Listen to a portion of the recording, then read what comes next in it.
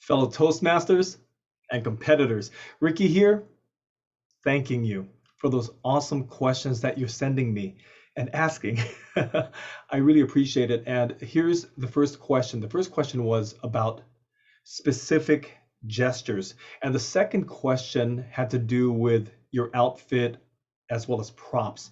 So the first question having to do with gestures, for example, if a gesture here in the United States might be construed as something possibly negative in a different country, I'm highly doubtful our organization, our Toastmasters organization of people will be offended. And the reason I say that is because people of Toastmasters realize that we have one thing in common, and that's our integrity as well as our willingness to help and learn.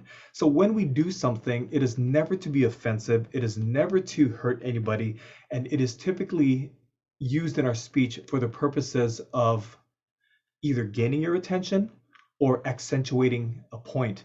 So if you're going to use a gesture and you think it's questionable, ask yourself first, if you do it, would you be offended? Now, if you're not, our Toastmasters are very open-minded. They learn from the same curriculum per se that we learn from, and they're very open-minded. In fact, they'll be curious. They go, well, what does that mean? We'd love to learn more about what that gesture is and what it means.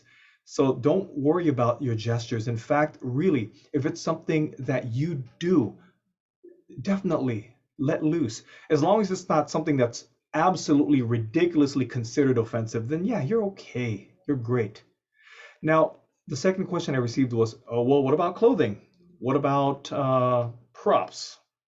So I told them, with regards to clothing, sure, you can do what most our friends do in the organization, which is you can wear a suit, you can wear a tie, you don't have to wear a tie, you can wear a jacket, or you can go and compete in character. And the reason I share that is because I did. And I'm not trying to say that, yeah, I got away with it. No, I'm letting you know that we are open as Toastmasters because we want to see something different. We want to know, why is that person dressed that way? Why is he using that prop? Now, with regards to props, don't make the prop the primary object. Make it something that will accentuate or improve your story. It'll give a visual for your story. Don't make it the main point. Don't just say, okay, the whole point is about this cup. Don't, please avoid that. Make sure everybody's focus is on you. Even the cup should bring focus to you and your story. It is just a small part of what it is you're doing. So when it comes to outfit and prop, I mean, don't go there in a tank top unless your goal is to let them know, hey, I was at the gym and this is what I looked like before, after. What I dressed up like during my contest was a gang member. So that should give you an idea of what you can and cannot do. Now, don't go in there in a bathing suit. Of course, that's probably not acceptable. So it is a nice wide range, but don't limit yourself to just going there, okay, I'm going to wear a suit, I'm going to wear this and that.